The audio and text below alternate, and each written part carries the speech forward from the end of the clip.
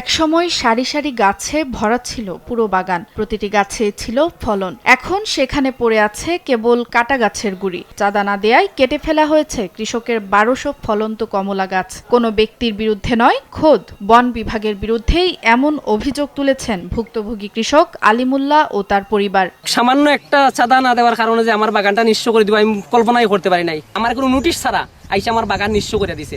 যদি আজকে তাকে চাঁদা দিতাম আমি, তাইলে আমি তারে টিকছিলাম, আমার বাগান ঠিক থাকতো। মৌলভীবাজারের কমলগঞ্জের এই বাগানটি গড়ে তোলেন কৃষক আলিমুল্লাহ। 2018 সালে বন বিভাগের অনুমতি নিয়েই শুরু করেছিলেন কমলা ও মাল্টার চাষ, কিন্তু আশপাশের অন্য বাগান অক্ষত রেখে শুধু তার বাগান উচ্ছেদ করার ঘটনাটি পরিকল্পিত বলেই মনে করছেন তিনি। এখন 100-র উপরে বাগান আছে, সব মাথা উঁচু করে দাঁড়ায় আছে। আমারটাই নির্মূল হয়ে গেছে একদম। ব্যক্তিগত আক্রোশ।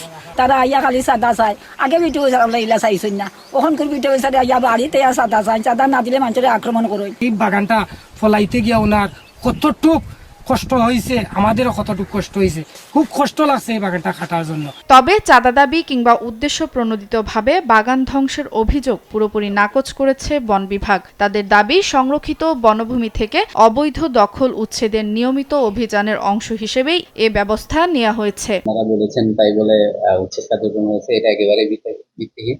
আমরা মূলত সব বিটের মধ্যে অভিযান কার্যক্রম চলমান আছে। এটা হচ্ছে ওনাদেরও জবরদখল ছিল দীর্ঘদিন ধরে, ওনাদেরটা আমরা উচ্ছেদ করেছি। এই ঘটনার প্রেক্ষিতে সিলেট বিভাগীয় কমিশনার অফিস থেকে 3 সদস্য বিশিষ্ট তদন্ত কমিটি গঠন করা হয়েছে বলে জানিয়েছে কমলগঞ্জ উপজেলা নির্বাহী কর্মকর্তা।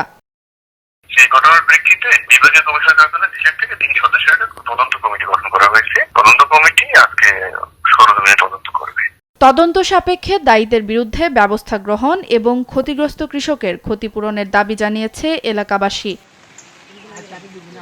সুপ্রিয়া তৃষা, নিউজ ডেস্ক, দেশ টিভি।